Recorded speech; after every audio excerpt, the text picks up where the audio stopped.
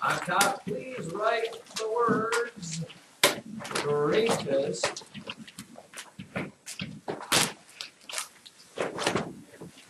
common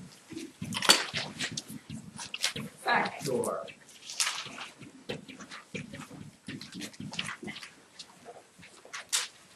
Greatest common factor. Now in math, sometimes we like to shorten things up here. Greatest common factor usually abbreviate as GCF.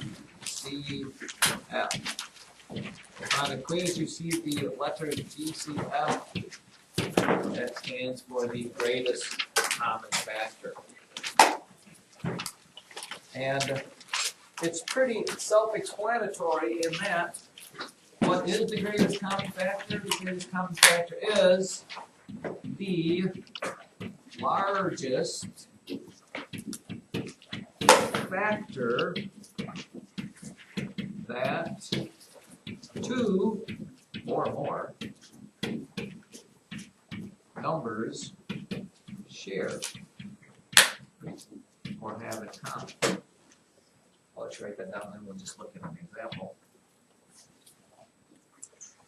The example might say, find the greatest common factor of, let's see what they ask us, how about 6 and 10.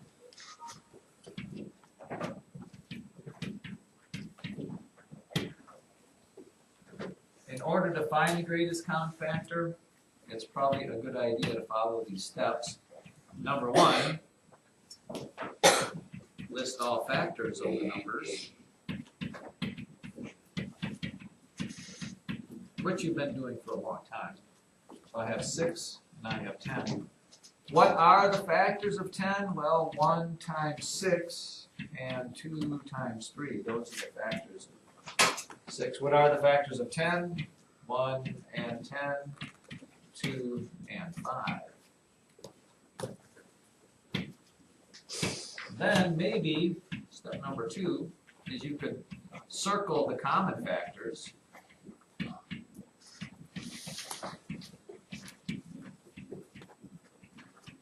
What ones do they have in common? What factors do they both have? Well, they both have a 1 and they both have a 2. And guess what the greatest common factor is? I know it's a shocker. 1. What's the biggest one they share?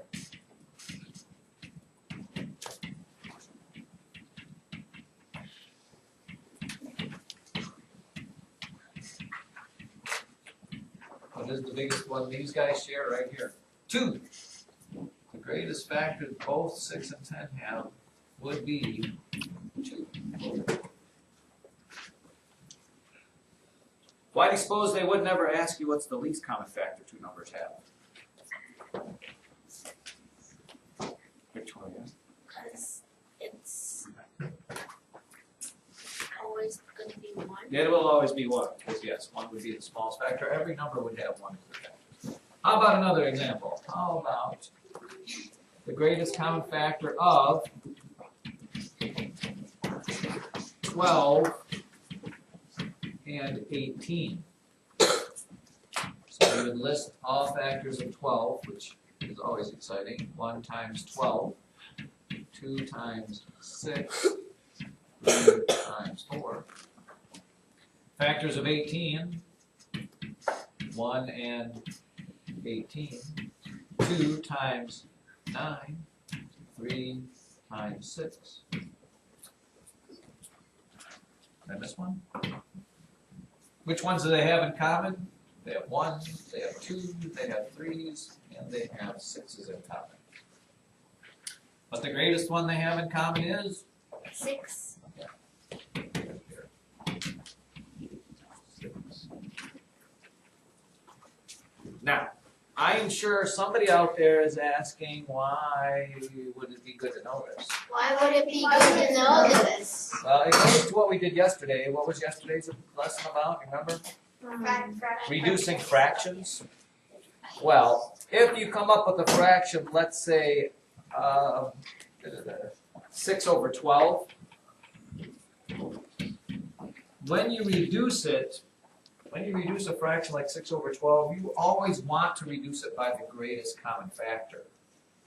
Well, if you look at the great factors of 6, which are 1 and 6 and 2 and 3, factors of 12 are 1 and 12, 2 and 6, 3 and 4.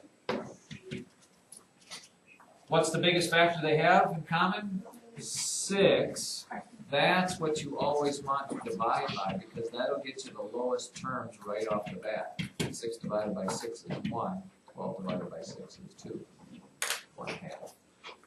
So they're just trying to get you to see that the greatest common factor is what you always want to reduce your fractions by.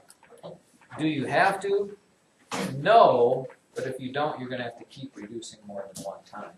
So it's just a good, handy little thing to know if you're a fifth grader.